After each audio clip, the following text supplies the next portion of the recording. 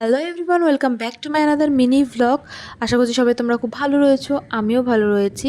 আজকে তোমাদের সাথে শেয়ার করবো যে ভ্যালেন্টাইন ডের দিন আমরা কি করেছিলাম, কোথায় গেছিলাম সবটা। এমন কিছু বড়সড় প্ল্যান না থাকলেও আমাদের আর কি দুজনেরই একটা প্ল্যান ছিল যে আমরা কোথাও একটা ডিনার করতে যাব। তো সেই অনুযায়ী আমরা এখানে রেডি হয়ে গেছি।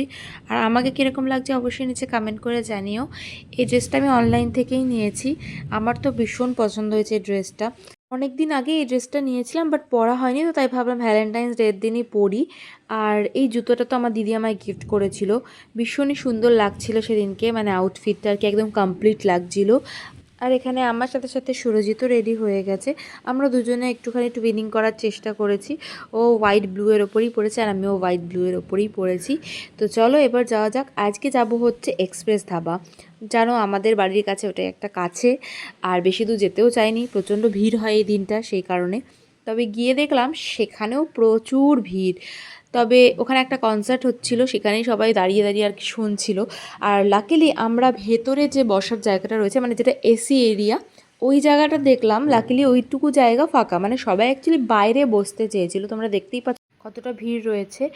আর সেই দিনকে কিন্তু আমাদের সাথে একটা ব্যাপার হয়েছিল, সেটা তোমাদের সঙ্গে না লাস্টেই শেয়ার করছি। তো তারপর আমরা ওখানে গিয়ে সুব্রত দাদা ফোন করেছিল, তো তাদেরকে ফোন করে নিলাম, আর ওরাও ওখানেই এসেছিলো। ওই জন্য আমরা একসাথেই বসেছিলাম আর কি।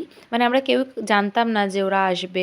বেশ কিছুদিন আগে একজনের বিয়ে বাড়ি খেলাম, এটাই হচ্ছে তাদেরই বিয়ে ছিল। তিয়াশা কিন্তু আমার স্টুডেন্ট ছিল, ও আমার মেকআপ ব্যাচের স্টুডেন্ট ছিল। আর সুব্রতদা হচ্ছে সুরজিতেরই বন্ধু হয়, প্লাস অফিস কালিগ বলতে পারো, 11 থেকে ওদের বন্ধুত্ব। তো এখানে দেখো আমরা ভেতরে বসার জন্য চলে গেছি। আর সেদিনকে একটুখানি গন্ডগোল হয়েছিল, কীরকম দেখো আমাদের বিলে একটা হিউজ কারোর বিল ঢুকিয়ে দিয়ে অনেকটা বিল চলে এসেছিলো। সেটা যদি আমরা না দেখতাম সেদিনকে হয়তো ওইটা দিয়েই চলে আসতাম।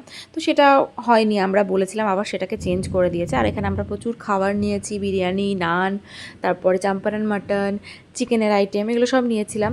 তো খাওয়া দাওয়াটা বেশ ভালো ছিল। তবে সেদিনকে ডেকোরেশন, খাওয়া দাওয়ার যে ডেকোরেশনটা করে দেয় সেটা খুব একটা ভালো ছিল না, যেহেতু প্রচণ্ড ভিড় ছিল, তাড়াহুড়ো করে একে ওকে দিচ্ছিল, আর অনেকের সাথে বাজেও ব্যবহার করছিল। বাট আমাদের সাথে কোনো বাজে ব্যবহার করেনি, দিনটা ভালোই কেটেছিল। দেখা হচ্ছে নেক্সট ভিডিওতে। টাটা।